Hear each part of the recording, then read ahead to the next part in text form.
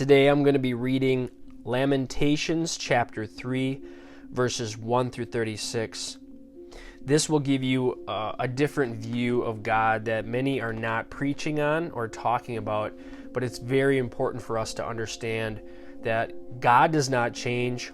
He is the same yesterday, today, and forever, and we need to see this particular side of God as Jeremiah portrays it in Lamentations 3. Starting in verse 1, I am the man who has seen affliction by the rod of his wrath. He has led me and made me walk in darkness and not in light. Surely he has turned his hand against me. Time and time again throughout the day, he has aged my flesh and my skin and broken my bones. He has besieged me and surrounded me with bitterness and woe. He has set me in dark places like the dead of long ago. He has hedged me in so that I cannot get out. He has made my chain heavy. Even when I cry and shout, he shuts out my prayer.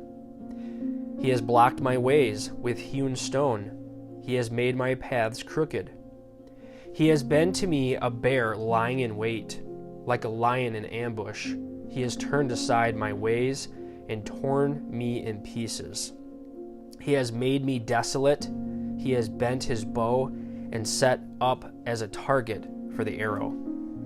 So before we go any further, brothers and sisters, let's kind of break down verses 1 through 9.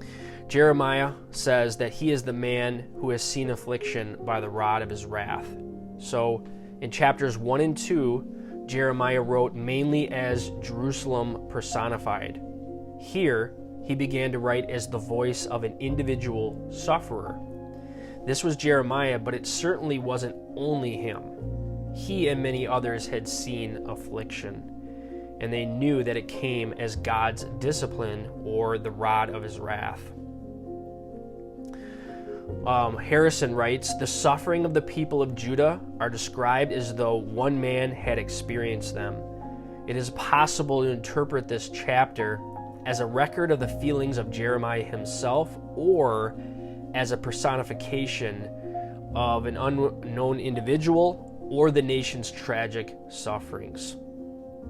It said that God has led me and made me walk in darkness. Spurgeon comments, this seems to be the hardest part of our lot, that God should lead us into darkness. He hath led me and brought me into darkness. Yet, dear brethren, that is, on the other hand, the sweetest thing about our trial, because if the darkness be in the place where God has led us, it is best for us to be in the dark. Jeremiah says, surely he has turned his hand against me. A metaphor for buffeters who double their blows, beating their adversaries on both sides, as the smith doth his red-hot iron upon the anvil till he hath shaped it.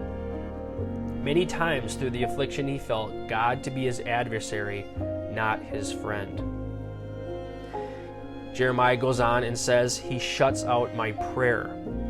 When things are right with our relationship with God, he is our refuge and defense in affliction. In their depths of affliction, this was not the experience of Jeremiah and the people of Judah.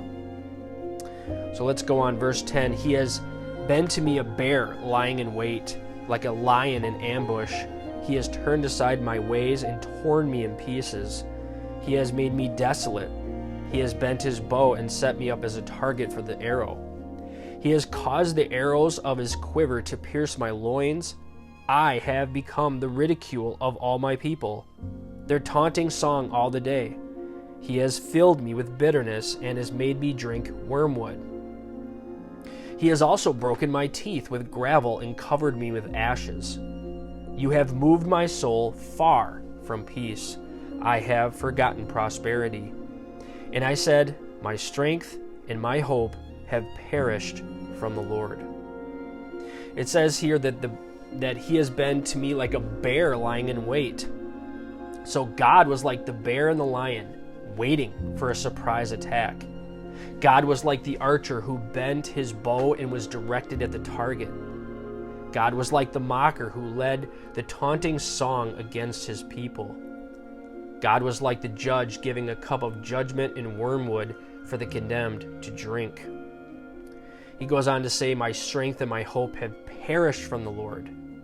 No wonder Jeremiah in Jerusalem could say this. With God as adversary, what strength is there? What hope is there of either peace or prosperity? But verse 19 and 20 shows us a rising of hope in God's help. Remember my affliction in roaming, the wormwood and the gall. My soul still remembers and sinks within me. This I recall to mind, therefore I have hope. So Jeremiah did not prescribe positive thinking for this deep affliction. He actually felt it useful to remember it, to understand it for what it was, and not to pretend it wasn't there.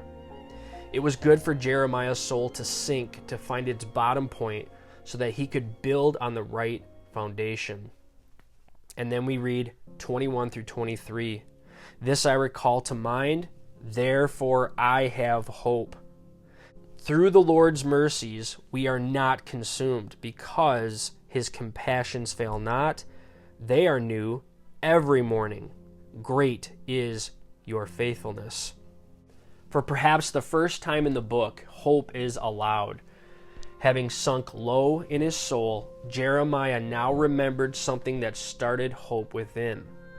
Spurgeon says, at the south of Africa, the sea was generally so stormy when the frail barks of the Portuguese went sailing south that they named it the Cape of Storms. But after the Cape had been well rounded by bolder navigators, they named it the Cape of Good Hope. In your experience, you had many a Cape of Storms, but you have weathered them all, and now let them be a Cape of Good Hope in you. This was one of the things Jeremiah remembered. He remembered that as beat down and defeated the people of Jerusalem and Judah were, they were not completely consumed. This was still a remnant with a promise of restoration. Wherever God leaves life, he leaves hope, because his compassions fail not. Even in the severity of correction God's people endured, there was evidence of his compassions. This was rich comfort in realizing that tender affection of God was not completely spent. These compassions were new every morning.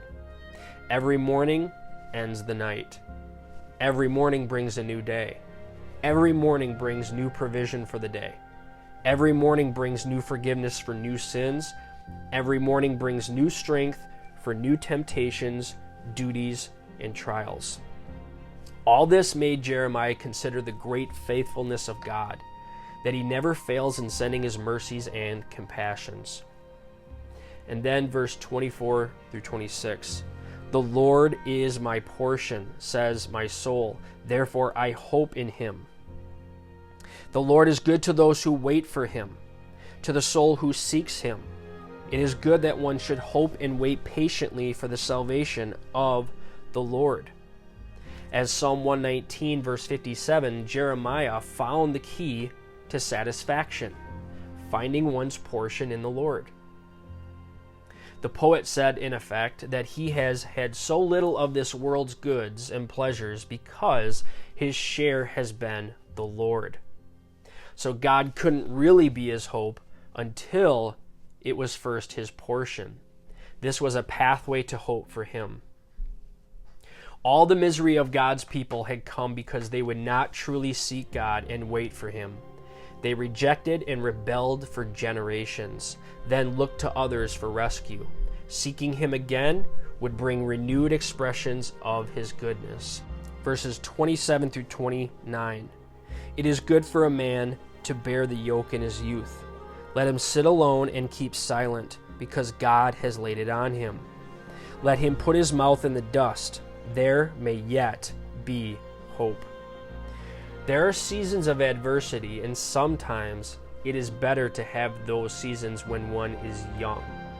If God disciplines us when we are young, it is to train us for a fruitful future. Spurgeon suggested many reasons why it is good to bear the yoke when young. It is good because obedience to God is best learned when young. It is good because it saves from 1,000 snares. It is good because it keeps from bearing the devil's yoke. It is good because it gives you more years to serve God. It is good because it gives one many years of experience. It says, let him sit alone and keep silent. Under adversity, it is best not to try and figure everything out right away. These are good times for reflection and listening rather than speaking.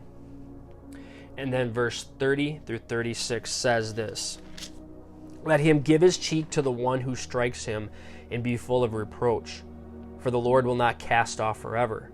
Though he causes grief, yet he will show compassion according to the multitude of his mercies.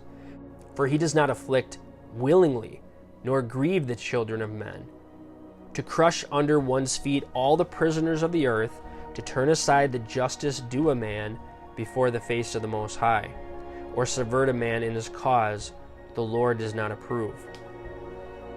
Jeremiah said in the context of patiently enduring suffering, his sense is that they should patiently receive the suffering and reproach God had appointed them. Jesus gave his cheek to the one who strikes him as he patiently received the suffering his Father had appointed. The suffering endured was not everlasting. In his wise judgments, God caused grief, but promised to also show compassion and would do so according to the multitude of his mercies. When God does allow or send judgments, he does not do it with a happy heart. His discipline is not happy, nor is it unfair. As Abraham said of God, shall not the judge of all the earth do right? Clark says, it is no pleasure to God to afflict men. He takes no delight in our pain and misery. Yet, like a tender and intelligent parent, he uses the rod, not to gratify himself, but to profit and save us. God bless.